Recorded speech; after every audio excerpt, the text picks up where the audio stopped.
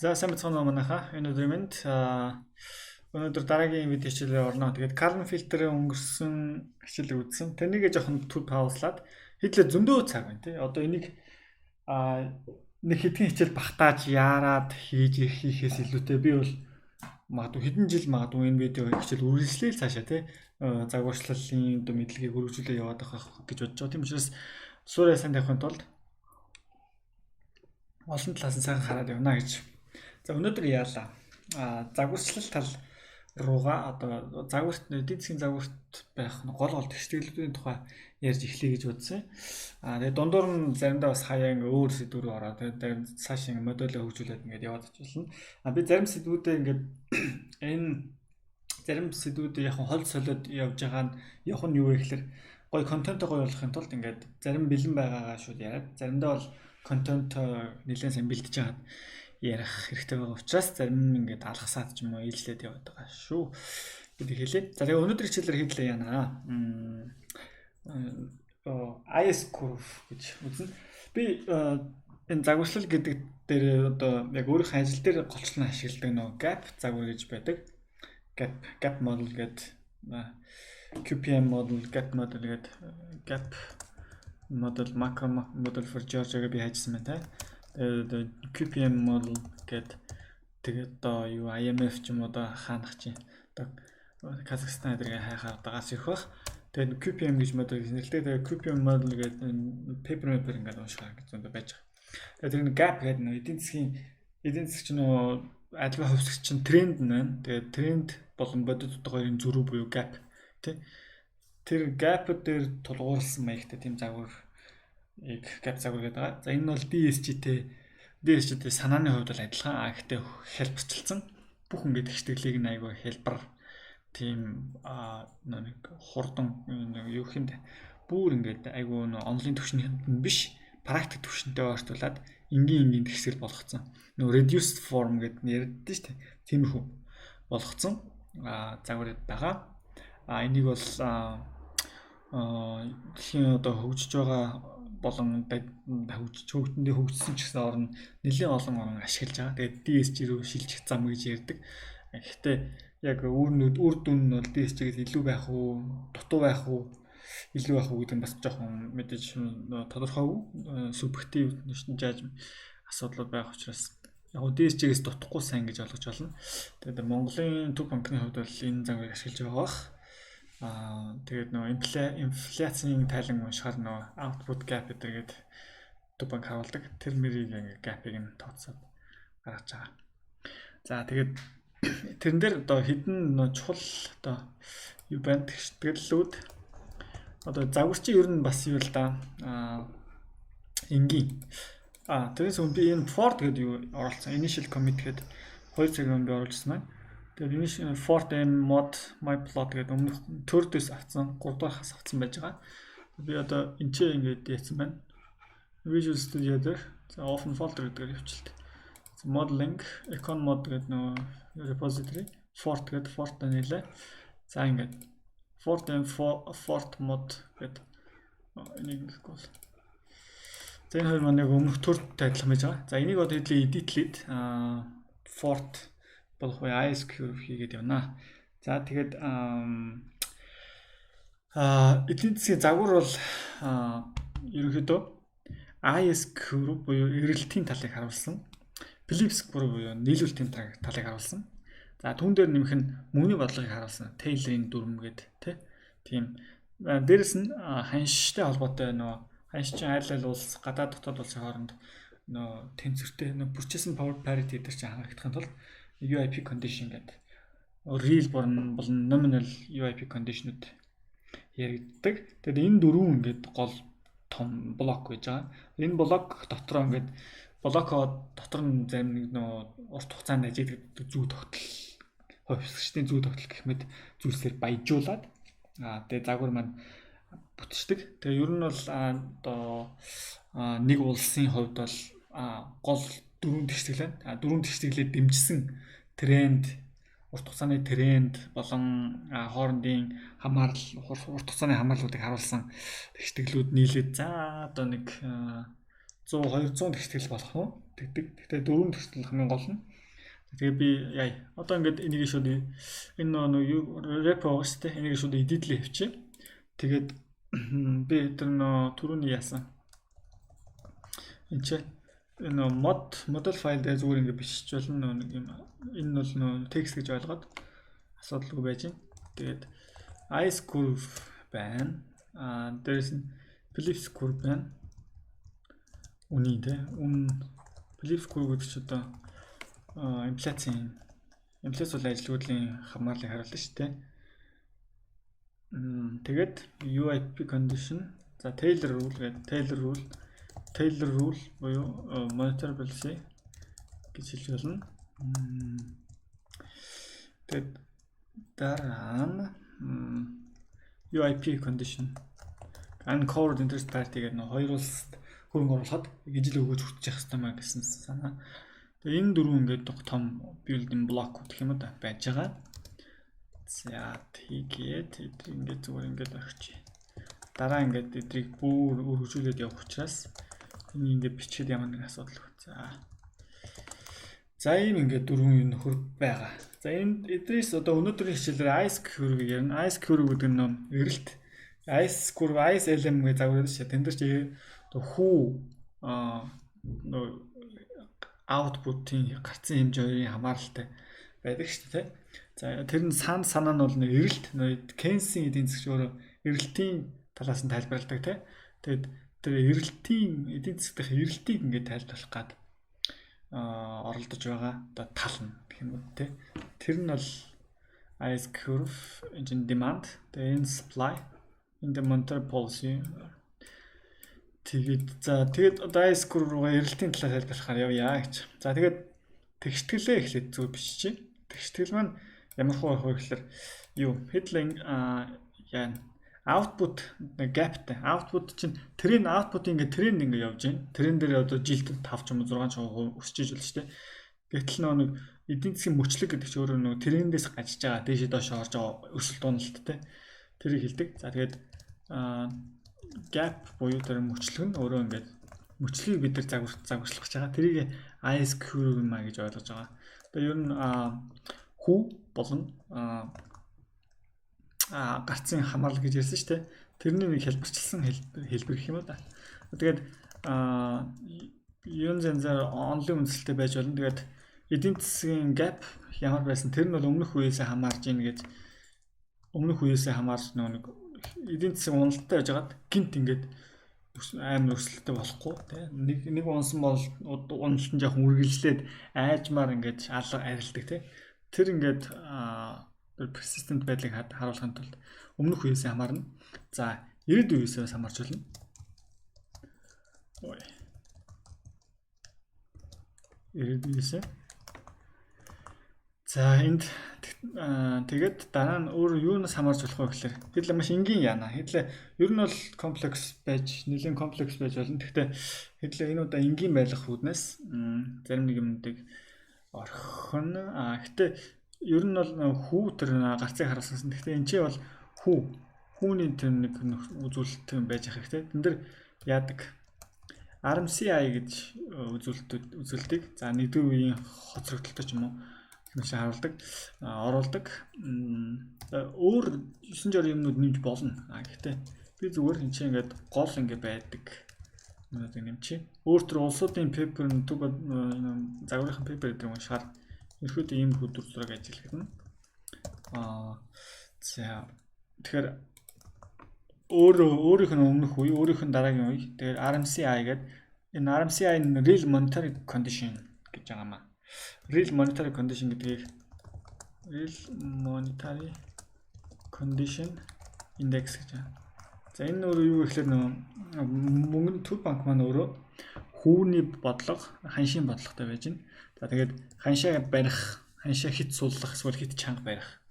Хүүгээ хит өндөр эсвэл хит нам байлгах ас хамаарад төв банкны бодлого нь эдийн засгийг өсөлтийг дэмжих, эсвэл өсөлтийг хумах ингээд янз янз болж байна тий. Тэр ингээд төв банкны гол хариуцж байгаа хоёр хосгчээс хамааруулсан monetary condition буюу төв банкны мөнгөний бодлогын нөхцөл гэдэг индекс үзүүлэлт ярьдаг. Тэрийг RMCI гэж нэрлэдэг байгаа. Тэгээ RMCI-ыг нь яаж тодорхойлох вэ гэхээр R gap гэж. R gap гэдэг нь хүүний gap.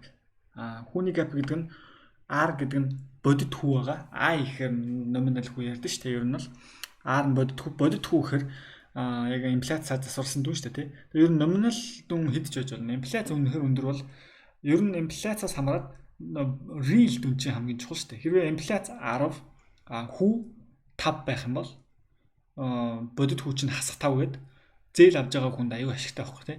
Тэгэхээр nominal rate хэд байх нь хамаагүй real rate яг хэд байгаа чухал гэдэг. Тийм учраас real rate нь өөрөө байж гин. Тэрний тренд гэж байна. Тэрний зохистой түвшин буюу тренд тий. За тэрнийх нь өөрөө одоо тэрний трендээсээ зөрж байгаа дүн гэдэг нь gap гэдэг. Трендээсээ хит өндөр байна уу бага байна уу гэж real-ээр нь харьцуулаад гэсэн үг шүү дээ. Тийм. За тэгээд дараа нь ханшийн gap гэж байгаа. Real exchange rate gap гэдэг. Real exchange rate гэдэг нөө бодит үйлчилж буй бодит ханш гэж ярьдэн шүү дээ. Бодит ханшигт нь бусад улсуудтай яг бүтээгдэхүүнийг авахд хичнээн төгрөг зарж байгаа юм бэ гэдэг. Бус манай валют бусад валюттай харьцуулахад үнэтэй байгаа мөс болоо юм уу гэд тэрийг харьцуулдаг. За тэгээд тэрийг Z гэж бичээд байгаа. Тэгээд L гэдэг нь нэрээ тэмдэглэхээ мартсан юм шиг байна. L гэдэг нь логарифм гэж байгаа. За энэ загваруудыг логарифмаар бодоход өсөлтийг нь тооцох. Тэгээд ойролцоолж бодох. Өсөлтийг нь бодоход загвар тэгтгэлээ бичгэд маш хэлбэр болдог. Тэгэхээр ерөнхийдөө энэ загварууд логарифмаар яваад идэг шүү. Тэгээд логарифмаар яг явах нь зөв хэсэг нь мэдгүй. Гэхдээ мэдгүй гэж тэ нөө аливаа хэмжээний өсөлтийн хооронд эдийн засаг тэдэн хувиар өсгöd одоо ажилгүйдэл тэдэн хувиар өсгöd инфляц тэдэн хувиар өснө гэдэг бүгд ингээд өсөлтийн хувиар ярьдэн шүү дээ. Эдийн засгийн өсөлт ч гэсэн бас инфляцтай ингээд өсөлт хоёр өсөлт гэдэг учраас өсөлтүүдийг ингэж хооронд холбож байгаа учраас өсөлтөөр нь ярьчихсан зүгээр байдаг. Тэгэхээр лог авдаг. Логийн лог гээд хоёр логарифмын ялгар нь өөрөө шууд өсөлтийн хувь болчтой шүү дээ. Лог А-гаас хасах нь лог Б гэдэг нь өөрөө А-г хуваах нь Б-тэй. Тэгээ А-г хуваах нь Б-нийг хасах нь 1 гэдэгтээ тэнцүү Б гэж ярьдаг. Тэгээд тийм учраас энэ логарифмаар дандаа яваад байгаа. Тэгээ логарифм Y гэдэг нь output буюу Y-тэй gap.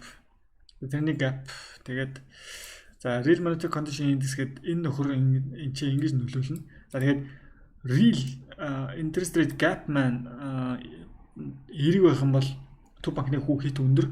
Төв банк ер нь эдийн засгийг удаашруулъя гэсэн бодлогыг барьж ирсэн үг. Тэгэхээр энэ ингээд сөрөг тэмдэг тавьж байгаа. Тэгээ хүү өндөр байх тусмаа зээлийн хүү өндөр болоод хүмүүс зээл авах байгаа. Тэгээ эдийн засаг удаашрна гэсэн үг шүү дээ. Ханшийн хувьд энийг ингэж ярина. Бас энийг сөргөөр нь ярьдаг. За эргэн чирж уг нь болно. Гэхдээ энэ ханшийн LZ gap гэдэг LZ-ийн маань өөрийн тодорхойлолт нь юу байдаг вэ гэхэлэр LZ нь өөрөө манай нэрлсэн ханш байна. Нэрлсэн ханш ч одоо юу гэж нэрлэх вэ? За L FX гэж нэрлэлээ. Тэгээд FX байж нэрлсэн ханш. Тэрэн дээр хасах нь domestic inflation нэмэх нь foreign inflation гэдэг ийм үзүүлэлтүүд иймэрхүү маягаар ингэж энэ хэлбэрээр ингэж real ханшийг тодорхойлж байгаа.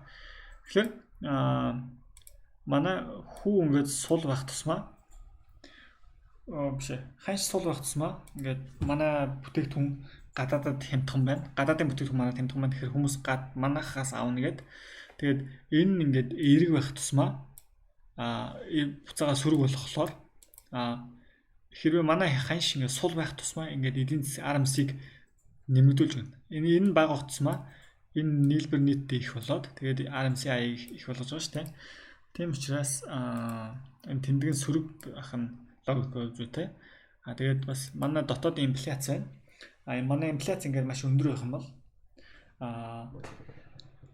LZ маань доош яваад энэ маань the need contribution маань the дэш явна гэсэн үг шүү дээ.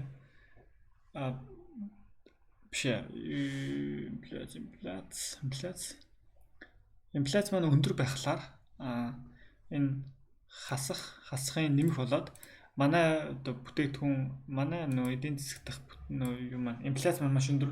Тийм учраас манай бүтээгдэхүүн гадаадад үнэтэй.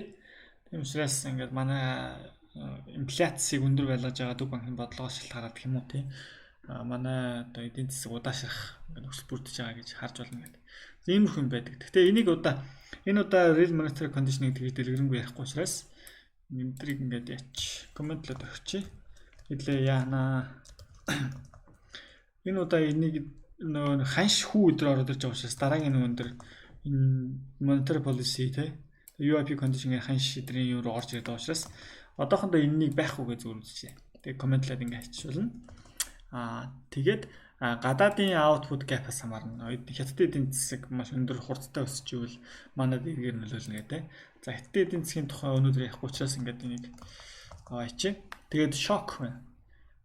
Gap байна. Gap ингээд зүгээр явж байгаа л ингээд эрэг байж байгаад яванда явсараад доктор төлөвлөлтөд 0 руу очино. Гэхдээ тэр хүртэл бас замд нь янз бүрийн шок гараад ирж болно шүү дээ. За тэгээд тэрийг тайлбарлахын тулд жишээ шок оруулж гэж байгаа. За дараа нь юу ярих вэ гэхлээр энэ LY гэдгийг жоохон тодорхойлох хувьсгчдыг нь бичиж өгье. Тэгэхээр LY маань өөрөө юу юм бэ гэж. LY маань өөрөө болохоор output logarithm output тэрний тренд дээр нэмэх нь gap гэдэг энэ гарцыг тренд болон gap гэж зарлаад байна шүү дээ. За тийм байгаа. Тэгээд LY gap-ийг бас өөр нэг логарифмын тодорхойлолт нь 100 логарифм энэ натурал логарифм байгаа. Y ингэж харна. Хэдлээ бол амьдрал дээр бол Y буюу GDP байж шүү дээ. Тэрийг ингэж LY болгож хувиргаж бариад ингэ явна гэсэн үг. Тэгээ аш модель ашиглана гэсэн үг. За тэгээд энэ ч байгаа. Энд ч байгаа энийг ерөнхийдөө хвшлэн нэг convention юу гэдэг вэ? Expected гэдэг.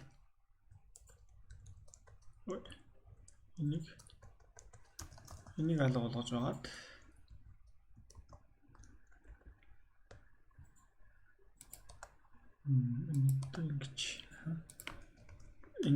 ингэж зүгээр. Ингээд тодорхойлолт маягаар ингээд орчвол энэ зүгээр тодорхойлолт маяг гэдэг хэвчтэй л байна тийм.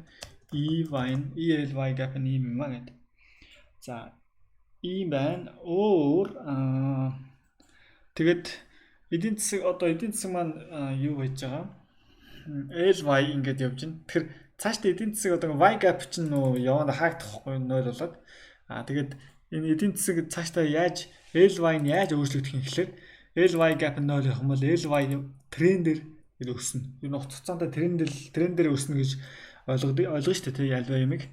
Тэгэхээр ямар нэгэн gap shock ч юм байхгүй гэвэл за тэгэхээр тэр трендийнх нь өсөлт нь юу юм бэ гэж. Тэр DLY тренд D гэдэг нь difference тийм. DL log difference Y тренд гэдэг тэр нь энэ одоо ингэж тодорхойлж болох юм. Би яг нэг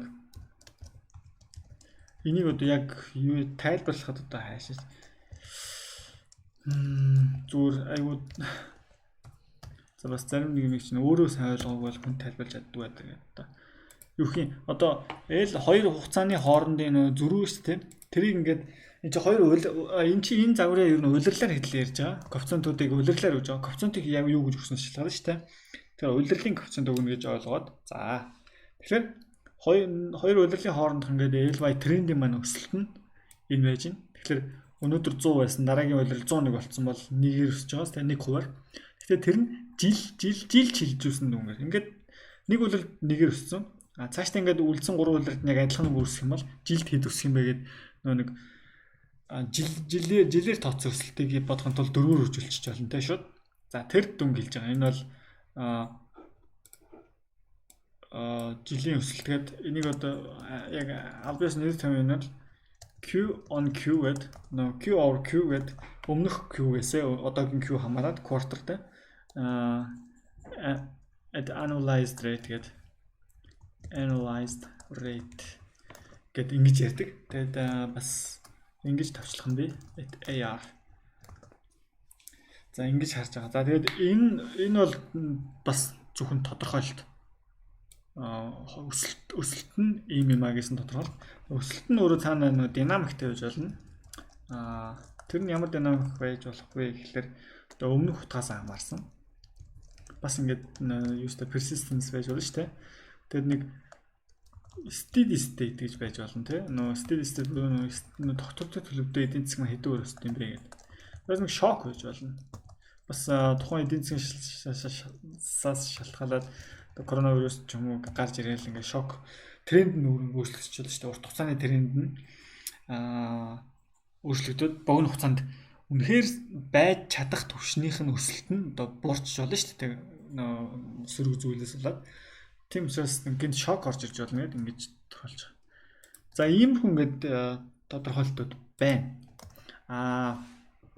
Тэгэхээр яа y observation хийж явна шүү дээ. Тэгэхээр obs y гэдэг энэ чи биш чи.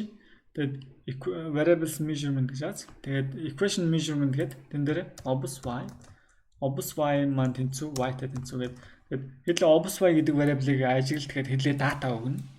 За тэр маань энэ манай загварын y та тэнцүү шүү гэж хэлээд байгаа юм чинь. Тэгээ энэ дэр нэмэх нэг юм байна. Тэр нь юу вэ гэхлээр би ч устаа хийсэн. Log transformation. За log тэр нөө log variables log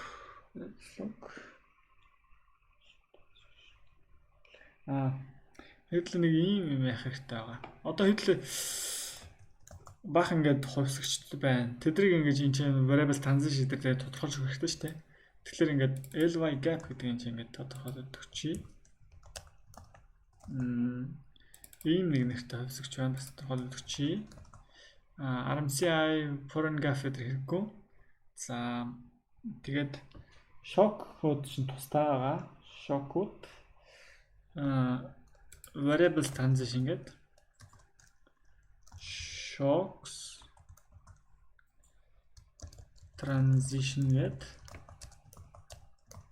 За манай shock-ууд ийм нэг shock байна. Ийм хоёр shock байгаа бидэрт. За хувьсгчдын хувь цаашаа үргэлжлүүлвэл R gap гэдэг хэрэггүй одоохондоо ly гэдэг хувьсгч байна. Магадгүй нэг утгын тодорхойлохын тулд ийм дараалтад орчуулах юм. ly gap dly trend гэж юм байна. За энэ бол зөвхөн output-ийн өөрийнх нь динамик ингээл явж байгаа шүү дээ. Өөр нэмэлт хувьсгч байхгүй. Шок, хоёр шок, трендийн шок байна. Трендийн өсөлтийн шок байна. Gap-ийн шок байна. Тэгээ бусд нь ингээд output өөрөөсөө энэ чи y маань байж байна. За ингээд transition variables энэ ч боллоо. Shock хууд энэ ч байна. Үүн дээр нэг юмыг тодорхойлж өгөх хэрэгтэй. Юу гэхээр variables log энэ output чинь log гэж яриад байгаа шүү дээ. Тэгээд энэ ч хэд одоо энэ чинь ингээд нэг 100 logтой тэгштэл маань хана.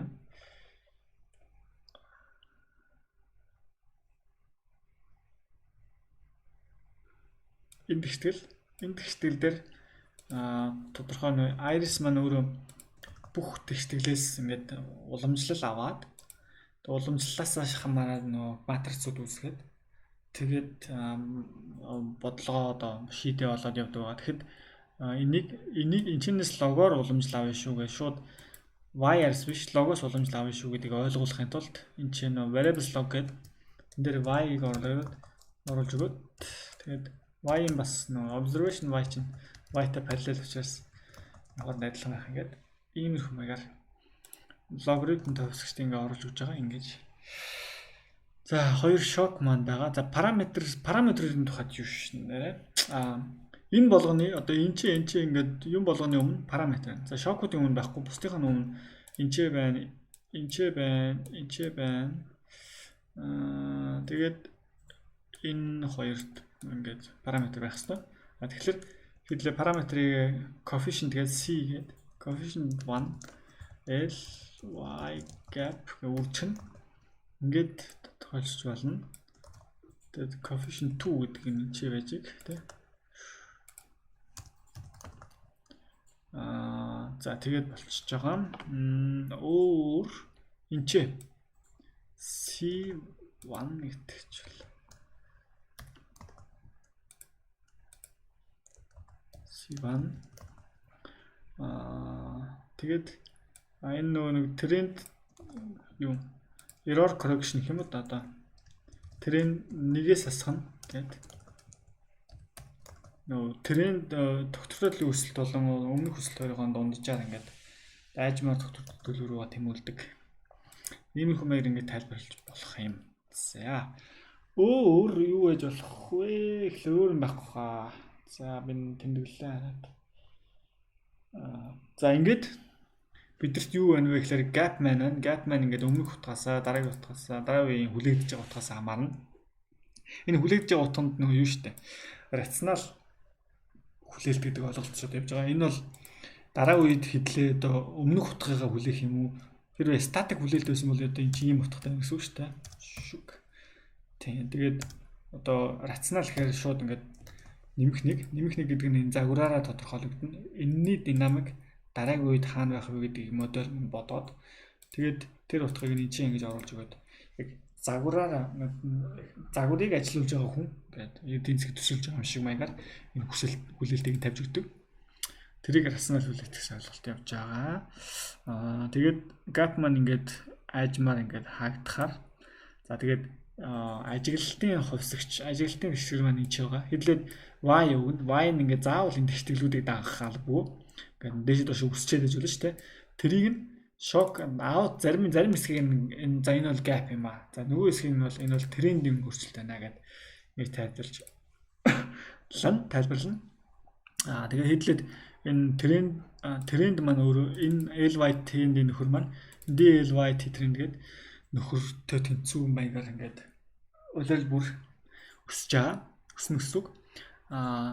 Тэр өсөж байгаа дүн нь ямар бас юунаас хамаарах юм бэ гэхээр steady state гэдэг параметр хэдлээ өгнө. Тэрнээс хамаарна. За тэгээд нэг иймэрхүү байна. За. Одоо тэгээд shock transition байж таа. Shock transition энэ хуучин юунууд юм чинь шүү дээ. Тэгээ параметрсуудыг яах юм шүү. Parameters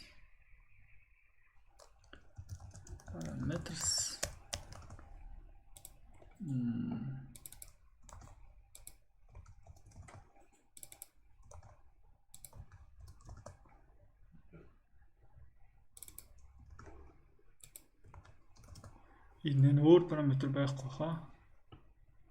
Өөр параметр стандарт алаануудыг заавал яаж өгөх албагүй шүү дээ. Тэгэхээр өөр юм юу steady state хэдлээ steady state өсөлт маань хэд байх юм бэ гэдгийг тавьж өгнө шүү. За ингээд загвар маань болчихж байгаа хаа. За тэгээд загвар энэ загварыг ер нь энэ чинь ингээд текст ингээд байна их замбрааг байгааз. Тэнийг бас гоё харагдуулахаар байж ер нь бол гоё хүнд ойлгомжтой хандаад гоё. Энэ чинь ингээд нөө текст хэлбэрээр output log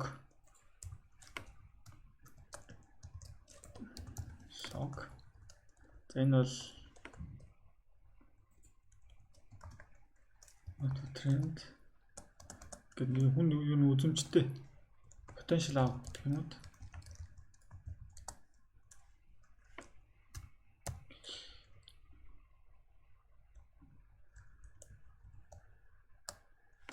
Ингээд гэх мэт ингээд бүгдийг ингээ гоё ингээд комментжуулаад явж болно. Тэгээд энэ ч бас заавал дээр доор бичих биш. Тасал тавиад артлан биччихвэл шүү дээ. Тэгээд тэмдэглээ. Параметр байна. Equation энэ хооронд займыг жоох ихсүүлээд хүн харахад ойлгомжтой энэ хэсэг устгах ч дөө. За энэ хэсэг бол зүгээр тэмдэглэл хэлбэр байж. Энэ хоёр байна. За энэ дөрөв доолын дөрөв бол байж дөө тэгт. За иймэрхүү байж байна. За одоо эдрийг ингээ нэг ажиллуулахын тулд хэдлээ юу хэрэгтэй вэхээр энэ Параметруудыг хуваахыг өгнө. Шокуудаа стандарт алдааг нь өгнө. Өгж болно. Эсвэл өгөхгүй гэж болно. Өгөхгүй бол автоматар 1 гэсэн тоог өгөөр явцдаг. Тэгээ нэгээс хамаарлаа шоко тодорхойлоо явуулна. Column filter. За энэ чинь нэг юм дуусахад нөө хэдлээ шокийн стандарт алдааны хэмжээг өгж болно. Гэхдээ бас хэдлээ маш олон стандарт алдаа том загварын хувьд өгөхөр бол бүгдийг нь өгчөөд дараа нь загвараараа яг стандарт алдаа нь хэд үйл хамгийн зүйтэй юм бэ гэдэг түүхэн датан дээр ингээд загвараараа бас бодолж болдог гэдэг тэмдэглээ. Тэгээ хэдлээ дараа тийм хүч шинэд харах. За одоо загвар маань ч гэдэг нь тэрийг удирдах гэсэн маань энэ чинь. За өмнөх хичээлээс авсан болохоор Iris ингээд татж авч гин. Тэгээд Iris start off Iris version. Энэ Iris version гэдэг юм хэлбэртэй өмнө зүгээс шалгах гэж учраас. Тэгээд column filter-тэй нисэх хэрэггүй. Одоо энэ p гэдэг p дээр параметрууд өгч байна. Хэдлээ одоо параметруудыг готгоо өгье. Тэгэхээр параметруудыг готгоо өгөхдөө хэдлээ яа. Энд ингээд параметруудыг бичээд байх бас онцгүй. Тэгэхээр энэ загвар шиг ингээд тустай газар бичиж. Тэгэхээр шинэ файл үүсгэж, шинэ файл control-ны дараад. Тэгэхээр энийг Fort param m гэж нэрлэчихье. За тэгээд тэрэн дотроо хэдлээ зүгээр яг энэ чинь ингэж тэр нөө port param гүйлгээд үр дүнг нь structure маягаар авчиж болно. Тэгэхээр одоо энэ шиг юм да. Иш оруулах. За тэгэхээр хэдлээд ямар параметрууд байна вэ гэдгийг харъя. Энэ дөрвийг авч та.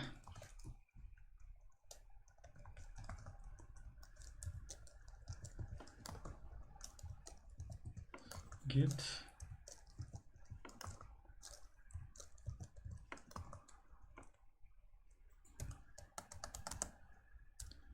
за өмнөх утгаас хамаарсан дотоос хамаарсан энэ чинь ингээд өмнөх утгаас хамаарсан 0 за after regressive юм чинь нэг 0.9 0.8 гэж баг ажиллаж тий 0.7 гэж зүгээр тоо тавьчих. Тэгээ энийг тайлбарлах нь юу вэ гэхээр lag маань тий лагийн параметр. За өмнөх утгаас хамаарсан энэ хоёрын нийлбэр чинь нэгээс бага байх хэрэгтэй л үү тий нэг тогтвортой шаардлага тийм үү. За 0.1 гэдэг өгчээ.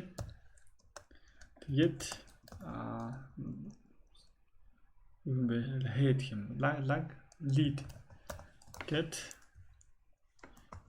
трендинг өсөлт. За энэ бол энэ параметр ямар өсөлттэй вэ гэхээр энэ after regressive part нь хэрэг юм трендээс хамаарсан part нь хэрэг юм гэдгийг харуулах гэдэг байна. Энэ дээр за 8 гэдэг 0.8 гэдэг нэлээд persistent маягаар өгч байгаа. За steady state-ийг хэдлээ 5 гэдэг хүү. За 5 өгч. Би нэг жишээ тоо бас бодсон байгаа. Тэрийг ашиглан хэдлээ. Тэгэхээр 5-аар байвал зүгээр. За ингээд энэ p энэ хэсгийг аваач. Тэмсгийг одоо энэ чи яа гэм our parameters гэдэг. Энэ documentation дээр маш гоё хийх хэрэгтэй ер нь бол. Дараа нь хүн болгоно ойлгомжтой тийм. Би бас нэг гоё хийх байгаа шүү. Намайг бас хамаагүй дөрвөлжлөхгүй. Тэгээ Fort Param гэдэг энэ чинь энийг гүйлэхээр энэ P гэдэг энэ structure дотор энэ нөхцөл ороод байна. Тэрийг нь хэдлээ нөө third mode гэдэг. Энийг Fort mode болгоно. Тэгээ assign P гэдэг. P-г assign хийгээрэй гэдэг. Тэгээ ингээд нээсгэлж. Тэгээд ажил дээр obs y байна. Obs y. За энэ 4 жил байгаад хэдлээ яач би нэг Excel дээр нөө санамсруу тоо. Гэхдээ нэг жилд 5% өсөж байгаа юм шиг 0.050 гэж байгаа. Ийм их маягаар ингэ санамсруу тоо гаргасан энэ чинь зохиосон энэ чинь ингэ байж байна. Энэ нөхдүүдийг авч ирж тавьчих. Ингээд тавьчлаач.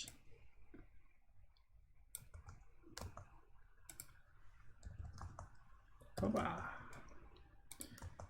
Ой. Энэ чинь юу нэ? За. Ингээд обс ваяа ингээд энэ 8 ажиглалтай ингээд тоог оруулаад өчье. Тэгээ фильтр хийчихнэ. Тэгээд болоо доо. Тэгээд фильтршн энэ чи параметр дээр нэрээ яач. Тэгээд шокодын стандарт талаа өгч зүгээр мэдэхгүй л тэ зүгээр шокод чүлээ.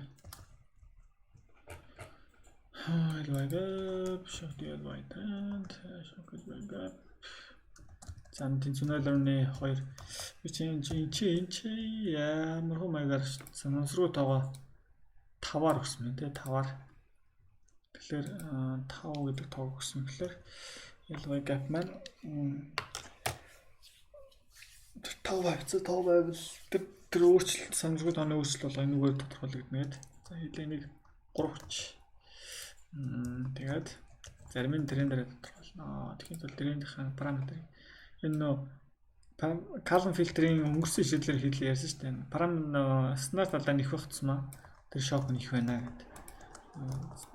Цаанаа нөө хамгийн их өнөө бүхий функцийг лак хэлэх функцийг максимумчлж байгаа шүү дээ. За ингээд параметруудыг өгөөд ингээд загвараа ингээд шийдээд фильтрдэж болж байна. За ингээд хэллэг гүйлгэж харъя гэсэн. Одоо энэ юу байна? Би энэ Visual Studio дээр хийгээд байгаа. MATLAB юу гэж юм шүү дээ. MATLAB нэг.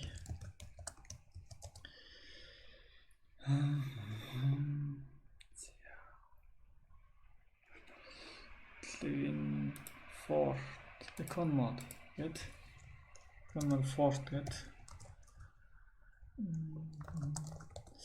Fort гэд за энийг хараад үзвэл дотор нь манай төгтөөд чинь edit fort m гэдгийг нээч та fort гэж яагаад нээчи. За одоо эдрийгээ тэгээд бүгдийн бас зүгээр гүйлгэж болох гэсэн би зүгээр борцож явуулж байгаа хэсэг шалгахын тулд нэг нэгээр нь шалгаж авчих гэж байгаа. За iris маань татагдаад ордлээ. Тэгээд p гэдэг дээр параметр файл ажиллаж байгаа гэсэн чинь third гэдэг рүү орсон. Чи яагаад хэлээд third рүү орсон вэ? Энэ чи нэг ажиллах third рүү. Энэ чи fourth юм.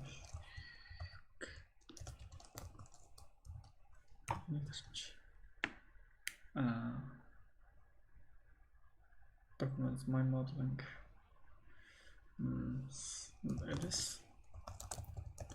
ls econ mod, cd econ mod. Юунд хийсэн шүү дээ.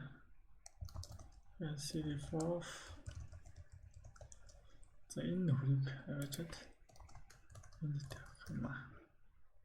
Энийг авсан дэвчдөө. За тэгээд л энэ чи байж одоо нэг ажиллавал параметр нөөж өгнө p. За ингээ p дотор маань энэ параметр дотор маань оролцож байгаа. За одоо модуль sin p гэд solve steady state-ийг олоод гэж. Тэгэхээр бодогдохгүй байх чинь. Бодогдож байгаа. За ly gap гэдэг gap-ууд маань 0 болсон бол зөв бодогдсон. Загварын утга олдчихжээ гэж. За зөв болсон байна. Би танарт нэг сонирхолтой юм харуулъя зүгээр. Чи загвар маань одоо энэ variable logs гэдэг ops bay ингээд тэмдэглэхгүй хичээлт тийм. Тэгэхээр юу болохыг нь харж үзүүлье. Embed. За. Тэгээд model solve гэдэг. Тэгэхээр solution not available гэж яз. Тэгэхээр нэг яг логарифмаас түрүүнд хэлжсэн энэ логарифм энэ логтой юунаас уламжлалт аваад ирэхээр сөрөг тоон логарифм дотор сөрөг цооч байгаад л тийм алдаа үүсээд тэгээд байдаг. Тэгэхээр логарифмтэй харьцаж байгаа юм да. Одоо obs y гэсэн орчхоор адилхан. Тэгэхээр модуль татчих. Name is declared multiple times гэнэ. Энийг тавьсан шүү дээ. За. Solve болчтой байна. За яагаад ops y variable log болтона. Ингэчи тэгэхээр яах.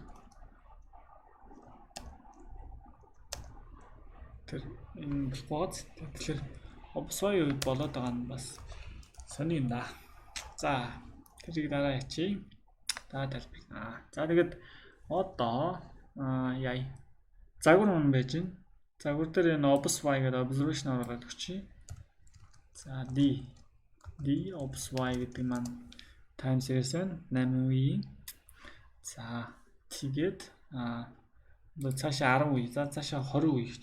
Цаашаа 40 үе бүр forecast хийя. Фильтр M загвар байна. Дата маань жиж байж байгаа. Энэчнээс obsy-г бол модель танаар авчих шүү дээ. obsy гэдэг модель дээр тавьчихсан. Юмгаа энэ чинь адилхан мэргэжлэр өгчхөр. За тэгээд үзвэс ажлууд үзвэс юу болох вэ? Experience solved model but solved model.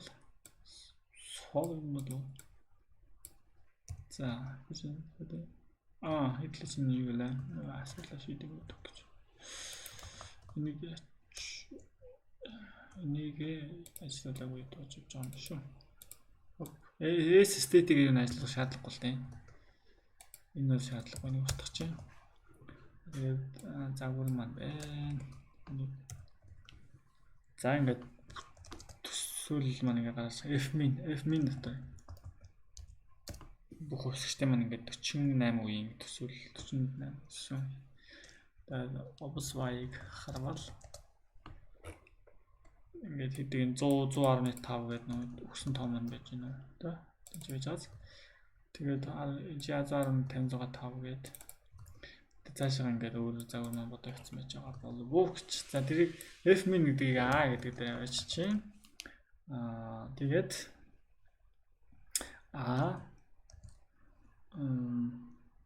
DL Y trend гэдэг тог харилт. Тэгэхээр энэ 5 руу ингээд очиж нийлцсэн мөн дээрээс нь энэ чинь ингээд 4 5 7 мөл болоо явсан. 5 руу нийлцсэн байж байна. Хэдлээ зүгээр 6-аар харъя л да. LY маань 6-аар ямар яаж хардах вэ? Lot LY энэ LY зүгээр Y grid дээр байвал илүү тодорхой харагдана. За ингээд эн чинь ингээд буужигнаа дататай байсан доор тий. Доор дататай буужигнаж хагаад цаашаа ингээд трендээр өссөн юм шиг харж байгаас. За өөр одоо DLY TND гэдэг нь ингээд байж ирсэн. Тэгээд цаашаа 5 руугаа ингээд нийлж байгаа харагдаж байгаа. Steady state рүүгээ. За шокуудын үед юу болж вэ? Харъя л да.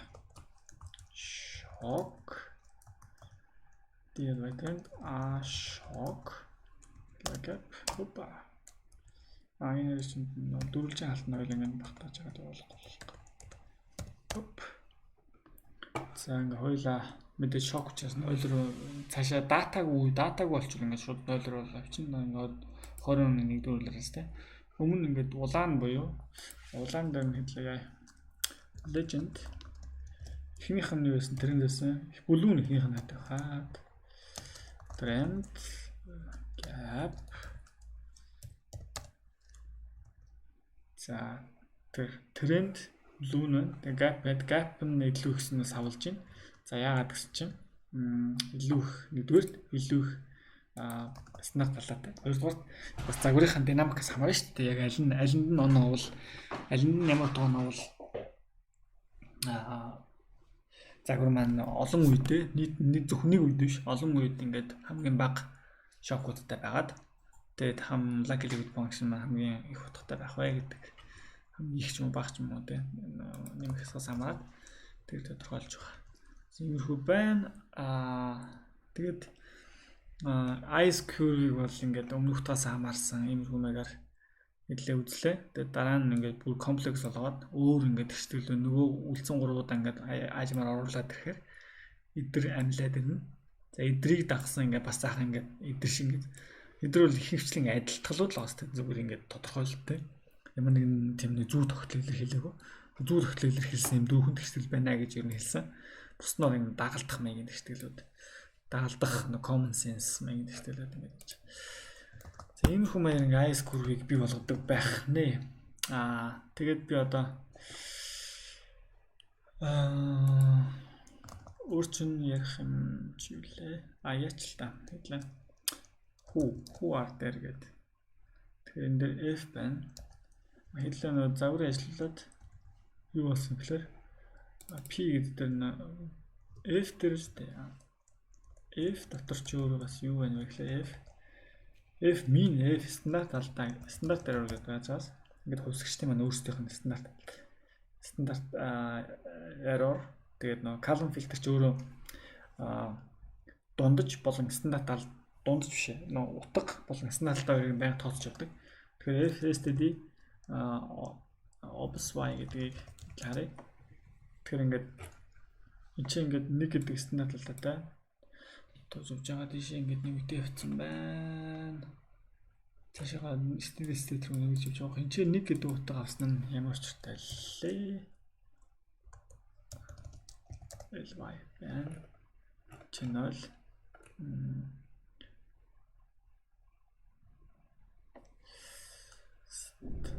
за энэ ихний үеүдтэй яагаад энэ бүгд ингээд модоггүй байна вэ гэхээр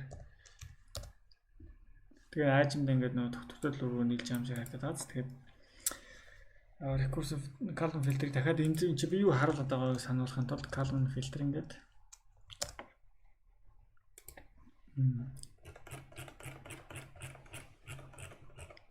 одоо хэдлээд state маань ингэж явж байна.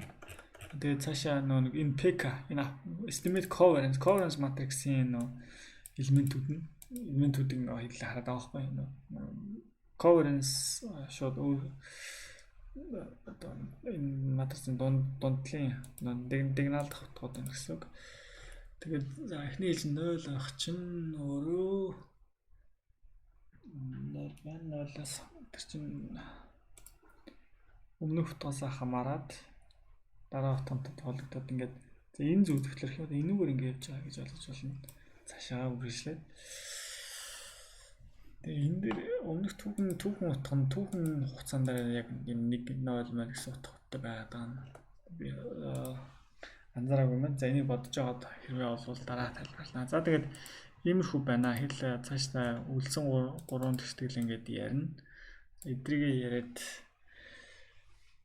тэгээд загварчлалын яг өмнө суур бас нэг юм яриад дуусгана. Тэрнийхээ дараа техникл юмнууд руугаа эргээд орно гэж бодож байна. За дараагийн ишлэлээр уулзлаа. Түр баяртай.